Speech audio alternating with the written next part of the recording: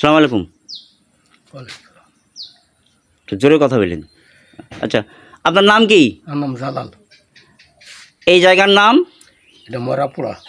মরাপড়া। আরেকটা নাম কি? বনকেশ্বর। বনকেশ্বর আউশডাঙ্গা নাকি? আচ্ছা, এই যে শেখ হাসিনা সরকার থাকতে যে আপনাদের এই যে পাকা ঘর তৈরি করে দিছে, এটা তো সরকার টাকা ছাড়াই বা এমনিতেই মাগনা দেওয়ার কথা বা দিছে সরকার। তা আপনারা কি এই বাবদ কোনো টাকা পয়সা দেওয়া লাগিছে? দিতে হয়েছে। জোরে বলেন। হ্যাঁ দিছি। দিছেন? হ্যাঁ 29,000। 29,000 কেন দিলেন? নাহলে আবার দিবে না, আমরা অন্য গাঁয়ের। অন্য গাঁয়ের? অন্য গাঁয়ের মানে? বানিয়াল। বানিয়াল আর বনকেশ্বর কতখানি দূরত্ব হবে? 1 মাইল 1.5 মাইল? 1 মাইল। 1 মাইল দূরত্ব বনকেশ্বর চকপাড়া।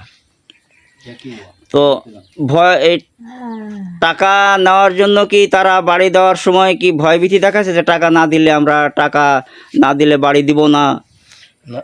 এদিকে তাকান। টাকা দেওয়ার সময় কি ভয়ভীতি দেখাচ্ছে যে টাকা না দিলে আমরা বাড়ি দিব না? বা ভয় মানে এই কথা যে টাকা দিলে বাড়ি পাবো না, হলে পাবো না। পাবই না এই তাই? আচ্ছা, তো আপনি এই বিষয়ে আপনার মন্তব্য কি? এই টাকা ফেরত চাচ্ছেন না বিচার চাচ্ছেন? টাকাটা ফেরত পেলে কাজে লাগবে, গরিব মানুষ খাটতে খুঁড়তে পারি না। আচ্ছা, এই যে শুনলেন আমার এই মুরব্বির বর্ণনা।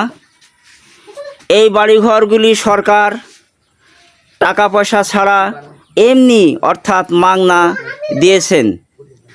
এই ঘরগুলি তাদের কাছ থেকে জোর করে ভয় ভীতি দেখিয়ে বা বাড়ি দেব না বলে তাদের কাছ থেকে টাকা আদায় করে এই ঘরগুলি দিয়েছে। এখন তাদের দাবি আমরা গরিব হতদরিদ্র, আমরা যদি এই টাকাগুলি ফেরত পাই আমরা হয়তো ভালোভাবে চলতে পারবো। এই বলে ভিডিও শেষ করছি।